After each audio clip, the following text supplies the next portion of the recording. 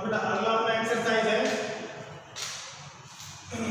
गोले का माध्यमान प्रमेय।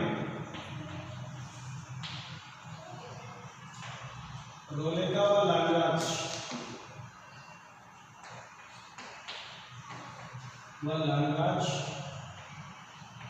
माध्यमान प्रमेय।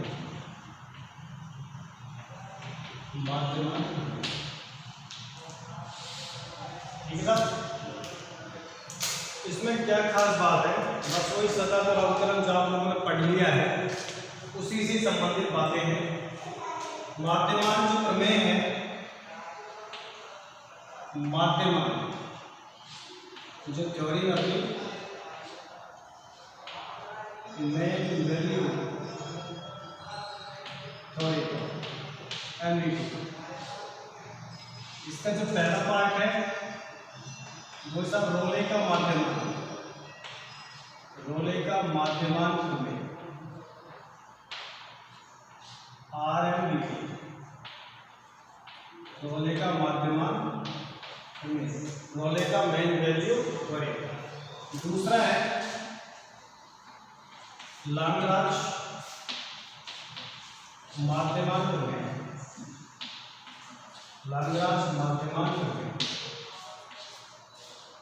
Lagrange main value एलएमबीटी। बेटा आरएमबीटी और एलएमबीटी की अपन चर्चा करेंगे। ये भाई आरएमबीटी क्या है, एलएमबीटी क्या है, तो इन दोनों के ऊपर अपन लोग किस तरीके से बातें कर पाएंगे। बहुत ही आसान है, ज़्यादा मुश्किल नहीं है। तो पहले तो माध्यमान प्रमेय, वैसे तीसरा आसान होता था उसको ठोस ही माध्यमान प्रमेय बोलते थे, लेकिन वो आउट ऑफ सिलेबस है, सिलेबस में से हटा दिया है। तो अपने पास वही है रोले का माध्यमान और लाग्रांज माध्यमान। ठीक है, तो अपन लोग इनकी चर्चा करते हैं। तो पहले अपन लोग रोले का माध्यमान प्रमेय की चर्चा कर लेते हैं। रोले की चर्चा करते हैं, रोले है ना। देखिए सर, अपना टाइटल है रोले का माध्यमान प्रमेय, रोले का माध्यमान, रोले का मेन वैल्यू थ्योरी। देखते हैं साहब ये क्या चीज है। ये साहब कि यदि कोई फलन fx, यदि कोई फलन fx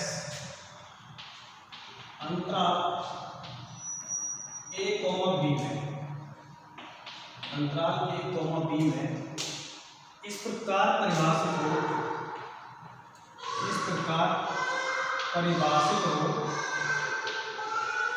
इस प्रकार परिभाषित हो कि नंबर फर्स्ट फलन fx अंतराल a, b में सतत, नंबर दो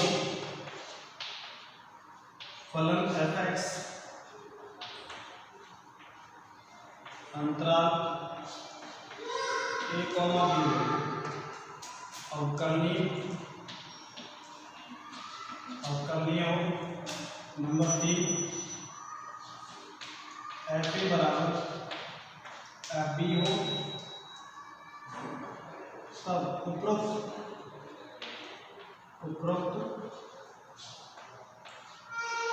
तीनों कथनों से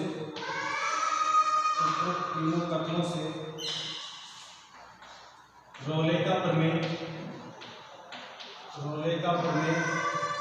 संतुष्ट होगी, रोले का प्रमेय संतुष्ट होगी।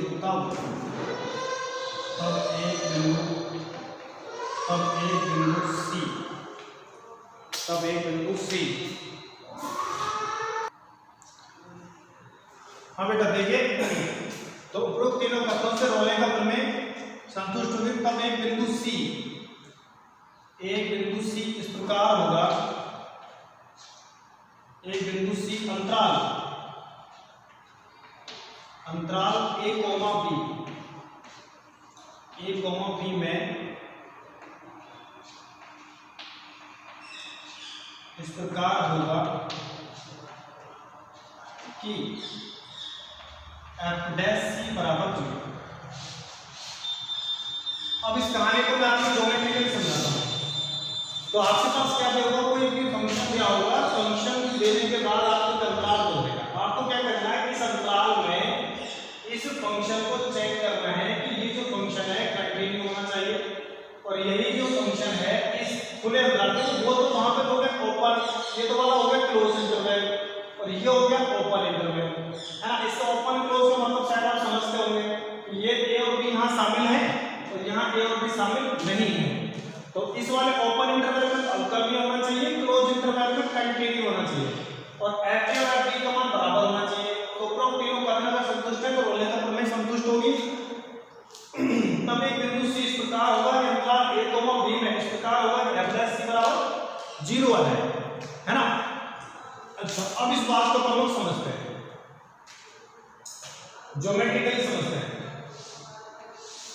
जैसे कि माना आपके पास ये कोई भी एक फंक्शन है, इसका नाम मैं f(x) बोल सकता हूं, है ना। इस पे यहाँ पे this point is a, this point is b, इस पॉइंट का नाम है a और इस पॉइंट का नाम है b। तो इस पर जो हाइट होगी हो जाएगी fb, और इस पर जो हाइट होगी हो जाएगी f, है ना। तो अब यहाँ देखोगे fa जो fb के बराबर है, fa बराबर fb, fa का जो वैल्यू वो fb के बराबर है।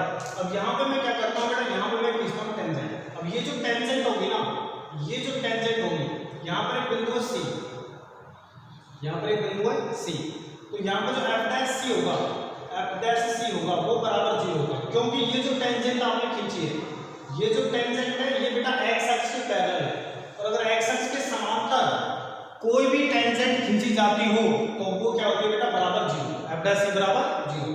और ये कौन है बेटा, ये वो फंक्शन है f ऑफ x, ये वो फंक्शन है जो आपको गिवन है, ये वो इंटरवल है जिस इंटरवल में आपको बात करनी है। यहाँ पे बिंदु c इस प्रकार से आ गया, इस पर अगर f डैश c निकाला जाए तो बराबर 0 आएगा। क्यों? क्योंकि जब ये fx का मैंने अवकलन किया, ये मतलब f डैश निकाला और वो किस बिंदु पर, f डैश c पर, तो वो बराबर 0। ये बराबर 0 होने का मतलब क्या है कि बेटा ये जो टेंजेंट खींची है, ये टेंजेंट x अक्ष के पैरेलल है, और x अक्ष के समांतर का अपन लोग कोई भी टेंजेंट खींचते हैं तो उसका जो d/dx यानी कि f डैश x जो होता है वो कितना होता है बेटा, 0, है ना। क्योंकि उस स्थिति में आप सोचो, ये इन दोनों के बीच में जो एंगल बनेगा वो बनेगा 0 डिग्री, 0 डिग्री बनेगा तो tan 0 का मान 0 होता है, तभी मैं आपको बोल दूंगा कि इसकी जो टेंजेंट है वो कितनी होगी बेटा, 0 होगी, है ना। अच्छा, अब जो रोलेगा के जो कहते हैं, रोलेगा के जो साथी है ना, वो बड़े खूबसूरत और बदमाश थे। उन्होंने कहा क्या एक ही टेंजेंट हो सकती है क्या? नहीं, एक से ज्यादा भी हो सकती है ना। मतलब कैसे, सुनिए, इस बार इस स्टोरी को आपके सामने मैं रख लेता हूँ।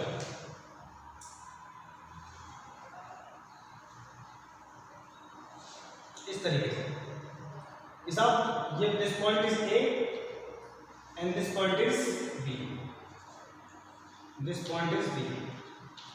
तो इसकी हाइट हो जाएगी बेटा यहाँ पे f और ये हो जाएगा f। अब टेंजेंट देखते हैं बेटा, 1 2 3 4 और 5 टेंजेंट। हाँ, तो एक से ज्यादा हो सकती है ना। इसलिए एक बात कहती गई कि उपरोक्त तीनों कथनों से एक कम से कम, कम से कम एक बिंदु C इस प्रकार होगा a, b में इस प्रकार होगा कि f डैश c बराबर 0। अच्छा, मैंने जो यहाँ पे शब्द लिखा है कम से कम का मतलब पता है आपको? सपोज दैट कम से कम मैंने इस बात को सोचते हुए लगाया है, पहले लगाया था। पहले मैंने क्या कहा था कि एक बिंदु क्या हो गया, तो मैंने सोचा क्या कि एक ही टेंजेंट हो सकती है क्या, एक से ज्यादा टेंजेंट भी तो हो सकती है, तो मतलब एक है एक से ज्यादा, तो एक है एक से ज्यादा वाली बात को कैसे बोलूंगा, कम से कम एक, मतलब एक टेंजेंट तो आप खींच ही सकते हैं, एक से ज्यादा भी खींच सकते हो। जैसे मैं आपसे कहूँ कि माना कि मेरे पास कम से कम 5 रुपए, इसका मतलब क्या है, मेरे पास 5 तो है ही, बट 5 से ज्यादा भी हो सकते हैं। तो कम से कम एक का मतलब क्या है कि अगर एक टेंजेंट आप ले सकते हैं, है ना, एक टेंजेंट तो आपके पास हो ही सकती है, बट एक से ज्यादा भी हो सकती है। अच्छा, अब रोलेगा का जो दूसरा फ्रेंड है ना, एक फ्रेंड ने तो ये बात कह दी कि ज्योमेट्रिकली बता, एक फ्रेंड ने ये बात कह दी कि क्या एक ही टेंजेंट हो सकती है, एक से ज्यादा नहीं हो सकती, बिल्कुल हो सकती है। अब तीसरा जो इसका फ्रेंड है उसने कहा बेटा तू पहले वाले पे नहीं रुका, दूसरे वाले पे, मैं तुझे रोक के बताऊंगा, है ना। देखो वो कैसे होता है, वो कहता है कि साहब ये तेरे दो पॉइंट है, this point is A, this point is B, और ये अपने पास fx हो गया fx, और यहाँ पे मैंने ये वाली आकृति बना। अब आप सोचो ये क्या बन गया साहब, ऐसे ही है ना। अब आपसे पूछा गया क्या यहाँ पे ये जो कंडीशन आपको दिखाई दे रही है, क्या ये भी रोले का एक्सेप्ट कर पाएगी? सुनते हैं, देखते हैं। पहली बात तो इस इंटरवल में दिस फंक्शन इज कंटिन्यू, इस अंतराल में ए से बी में ये फंक्शन कैसा है? कंटिन्यू हो गया। इसके बाद अपन लोग बात करते हैं क्या साहब डिफरेंशिएबल है? हाँ सुनना, देखो यहाँ सात बन गया और यहाँ बन गया, तो जहाँ पर सात बनता है मैंने आपको फिर बताया कि वो डिफरेंशिएट वहाँ पे नहीं होता, लेकिन इसका मतलब ए और बी पे डिफरेंशिएट नहीं है, ए और बी पे अवकलनीय नहीं है, तो अवकलनीय नहीं है, सुनना भाई ध्यान से। लेकिन मैंने फिर अरोले ने क्या किया, इस फ्रेंड से कह दिया कि भाई तू गलत सोच रहा है ना, जो मैं अवकलनीय बता रहा था, जो मैं अवकलनीय बता रहा हूँ वो मैं खुले अंतराल में बता रहा हूँ, खुले अंतराल में। खुले अंतराल में आप समझ सकते हैं खुले अंतराल से मतलब क्या है, ना तो ए शामिल है और ना बी शामिल है, मतलब मैं ए और बी की तो बात नहीं कर रहा हूँ, तो मेरे लिए ए पे साथ बने या मत बने मुझे क्या मतलब है साहब, है ना। तो इसमें तो ए और बी का तो कोई लोचा ही नहीं है, ए और बी के बीच में तो कोई साथ नहीं बन रहा, नहीं बन रहा, नहीं बन रहा, तो अवकलनीय है। अगर अवकलनीय है तो क्या साहब एफ एंड एफ बी बराबर exactly this height is A B and this height is F A.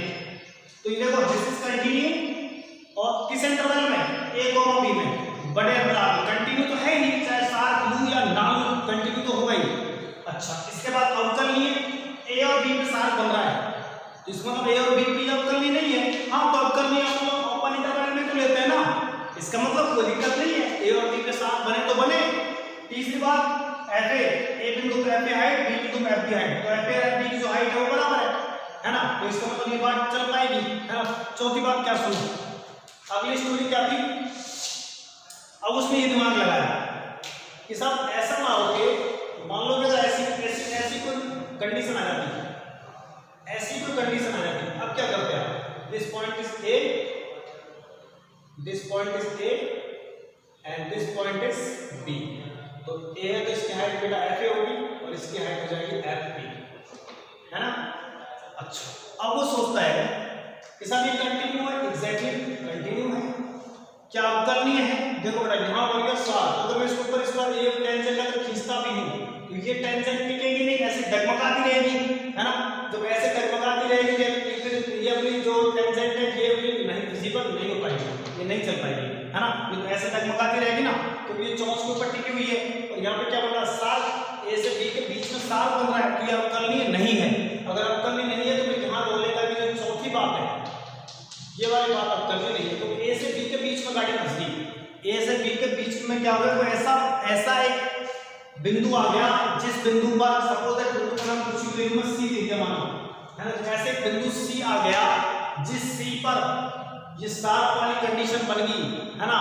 तो सात वाली कंडीशन बन गई तो लोगों ने कह दिया कि भाई ये वाली जो कंडीशन है रोलेका को एक्सेप्ट नहीं कर पाएगी, तो रोलेका को एक्सेप्ट करने के लिए किसी भी फलन को उसके क्लोज इंटरवल में कंटिन्यू होना चाहिए, ओपन इंटरवल में डिफरेंशिएबल होना चाहिए, एफ ए एफ बी बराबर होना चाहिए, तब एक बिंदु सी इस प्रकार होगा इस ओपन इंटरवल में कि एफ डैश सी बराबर 0, मतलब उसका टेंजेंट बराबर 0 होगा।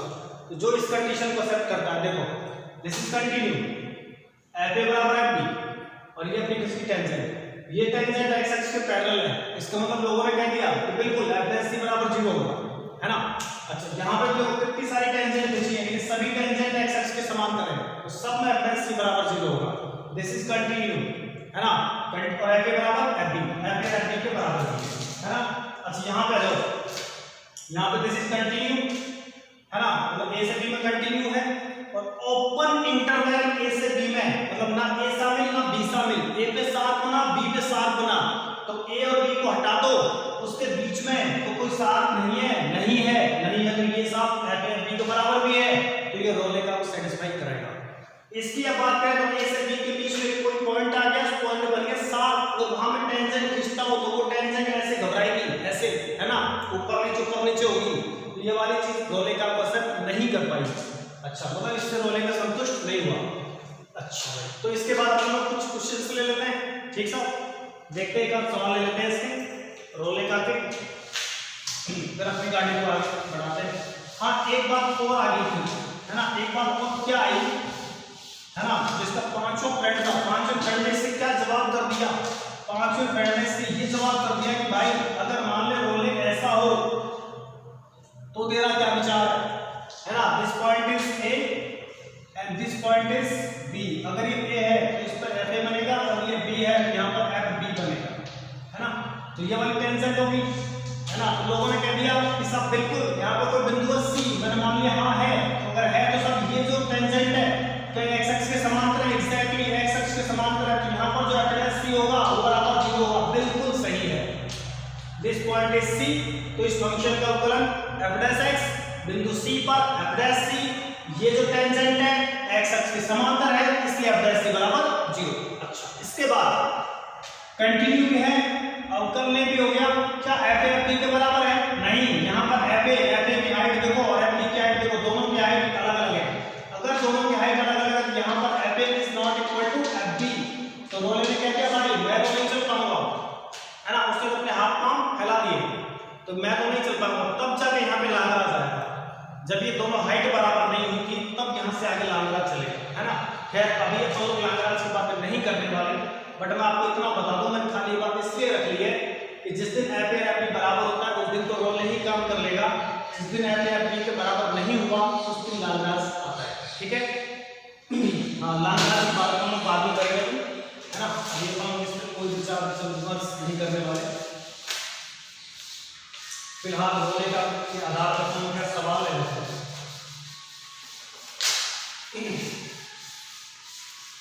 तो रोले का के लिए क्वेश्चन है ना, एफ एक्स बराबर x square plus 2x minus 8, f x बराबर x square plus 2x minus 8 और x belongs to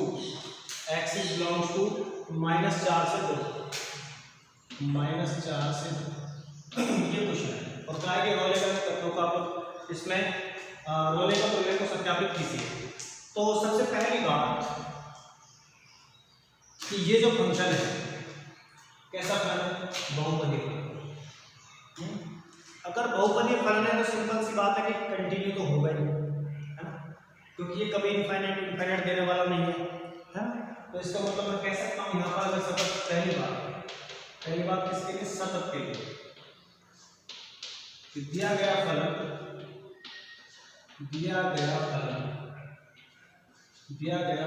f x एक बहुपदीय फलन है,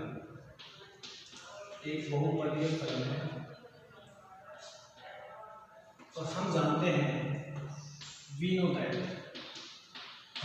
हैं कि सभी बहुपदीय फलन सतत होते हैं। तो मैं कह दूंगा कि अतः फलन f x अंतराल -4,2 में सतत होगा। दूसरी बात आती है बेटा अवकलनीयता के लिए। अवकलनीयता के लिए आपको पता है यार, आपके पास f x है वो है x square plus 2x minus 8, जहाँ पर प्रत्येक x बिलोंग्स टू -4 से लेकर के 2।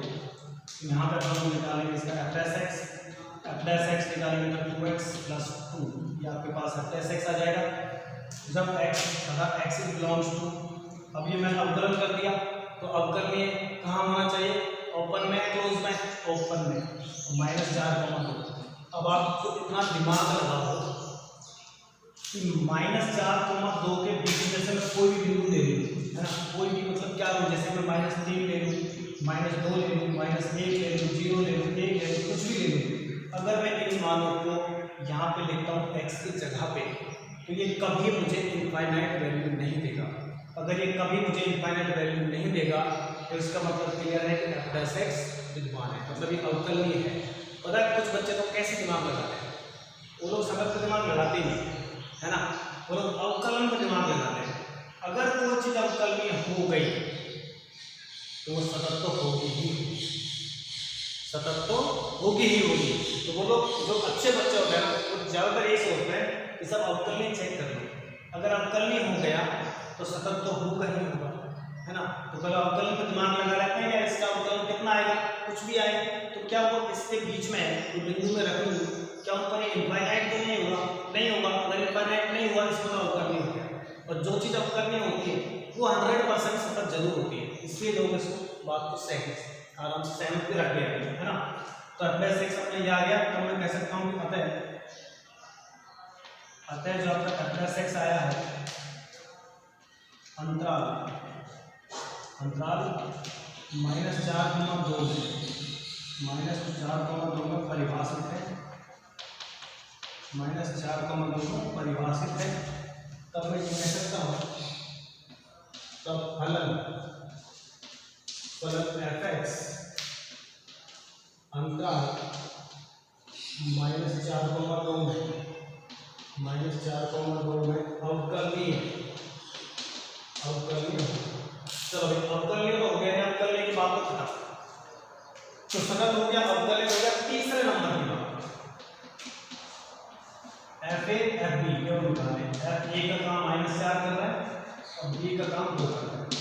तो पहले -4 पे निकालते हैं, क्योंकि आपको पता है f(x) बराबर कितना है, तो -4 रखिए, तो -4 का स्क्वायर प्लस 2 इंटू -4 इंटू -1 ये बराबर आ जाएगा, ये हो जाएगा प्लस का 16 और इसको सॉल्व करेंगे तो माइनस का 12 तो इट इज -4, है ना। नहीं आया, देखो ये वाला -4 मैंने लिखा है तो ये वाला -1 हो गया, ये -1 है, -1 ये 2 और है प्लस में यहाँ पे 2 है, तो -1 कितने 0।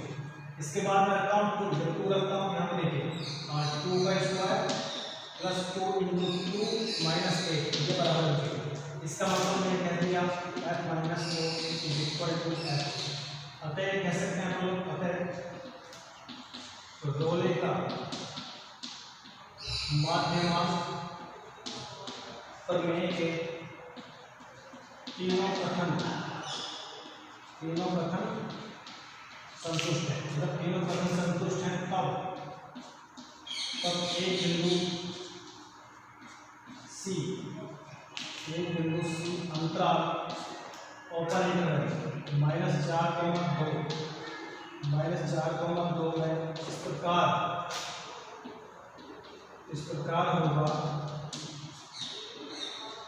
होगा कि f' बराबर 0। अच्छा ये क्या चीज़ है, इसको देखो, ये f'(x) अगर मुझे f' चाहिए तो x के जगह पर c लिख दूंगा, ठीक है ना। तो आपके पास आ जाएगा 2c + 2 बराबर 0, तो 2c बराबर -2c बराबर -1। तो ये जो -1 है ये आपके इस इंटरवल में होना जरूरी है ना। तो सबसे पहले देखो बेटा, ये बहुत ही आसान और खूबसूरत सा चैप्टर है रोले का माध्यमांक प्रमेय का। तो रोले का पहले तो इस फंक्शन को अपन लोगों को कंटिन्यू चेक करना है बंद अंतराल में, इस अवकलनीयता चेक करनी है खुले अंतराल में, है ना। कैसे चेक करते हैं, अवकलन कर दो, अगर वो अवकलन इस अंतराल के किसी बिंदु पर इनफाइनाइट मान नहीं देता है तो ये अवकलनीय होता है। और जो चीज़ अवकलनीय होती है वो सतत जरूर होती है, प्रूव करने की कोई आवश्यकता आपको नहीं होती है, ठीक है ना। उसके बाद दोनों f a और b पे इस फंक्शन के मान निकाल लो, दोनों अगर बराबर आ जाए, यही तीनों बातों को रोले का कहता है। जैसा ये तीनों बातें अगर सेटिस्फाई है तो रोले का संतुष्ट है, तो रोले का भी संतुष्ट हो जाएगी। उसके बाद एक दोनों c लेंगे जो इस इंटरवल में, उस वाले ओपन अंतराल में कोई c अंतराल इसमें विद्यमान होगा f' बराबर 0। ये तो अपने कंडीशन में समझा था। तो f' कैसे, देखो आपके पास f'(x) है, f' निकालेंगे तो 2c + 2 बराबर 0, तो c बराबर आ जाएगा अपना -1। ये जो -1 आया ये इस इंटरवल में है ना, है ना। तो ये अपना क्वेश्चन हो चुका है। इसके बाद हम लोग अगले क्वेश्चन पर चलते हैं।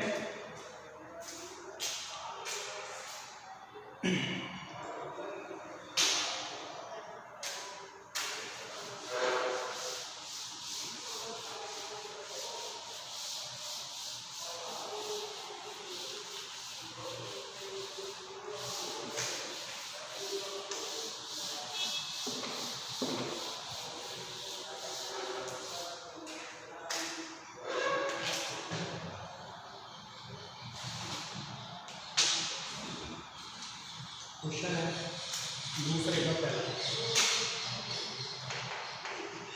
F x is equal to greatest integer of x, तब होना गया और एक्स इज बिलोंग्स टू 5 से, एक्स इज बिलोंग्स टू 5 से।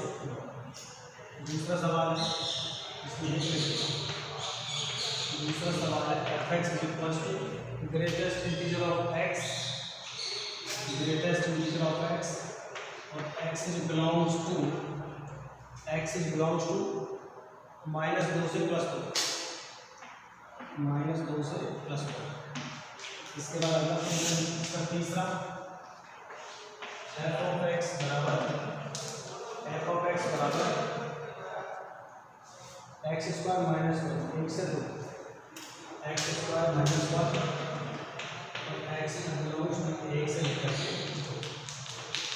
है ना भाई। ये 3 क्वेश्चन, अब इन तीनों क्वेश्चनों को आप लोग देखिए ध्यान से। ग्रेटेस्ट इंटीजर का ग्राफ आपको आना चाहिए।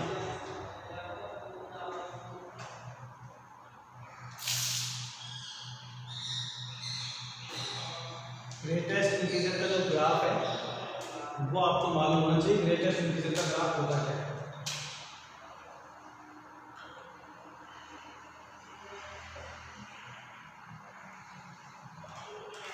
देखिए अगर आपको याद हो तो ग्रेटेस्ट इंटीजर का ग्राफ इस तरीके से होता है।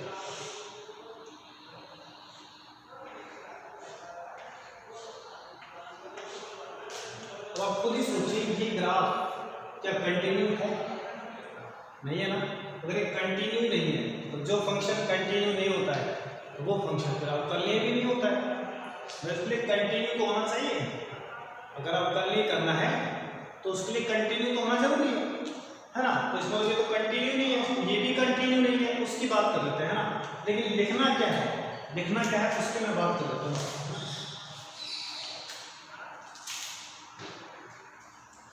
दिया गया फलन f x is equal to U x एक महत्तम पूर्णांक फलन है, जबकि हम जानते हैं कि महत्तम पूर्णांक फलन सर्वत्र असतत, जबकि हम जानते हैं महत्तम पूर्णांक फलन सर्वत्र असतत होता है। अगर असतत होता है तो मैं कह दूंगा कि ये जो फलन है इस इंटरवल में डिसकंटिन्यू है, और अगर ये डिसकंटिन्यू है तो फिर कह देंगे रोलेका का कथन संतुष्ट नहीं है, और आगे जाने की कोई जरूरत आपको नहीं है। सेम क्वेश्चन भी यही है ना। मुझे भी कंटिन्यू नहीं है तो फिर क्या सोचे इसके बारे में, है ना। इसका क्या ख्याल आता है? सबसे पहले सतत की बात करें। देखो दिया गया फलन एक बहुपदीय फलन है, और हम जानते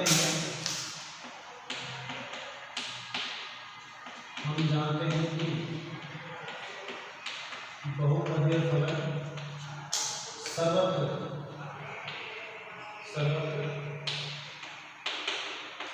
सतत होता है। अगर सतत होता है तो क्या होगा, तब फलन एफ एक्स बराबर एक्स स्क्वायर -1 अंतराल -1 से 2 में सतत। दूसरी बात अवकल लेना है, एफ एक्स बराबर एक्स स्क्वायर -1, जिस दिन आप लोग इसका एफ एक्स निकालोगे 2x, है ना। तो जो 2x है एक्स बिलोंग्स टू 1 से 2, इसको अपर इंटरवल में बात करनी है ना। तो अब यहाँ पे लिखूंगा मतलब एफ एक्स अंतराल 1,2 में परिभाषित है।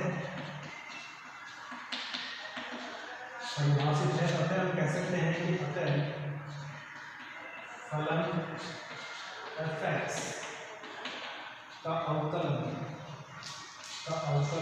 एफ एक्स f(x) अंतराल 1,2 में विद्यमान है।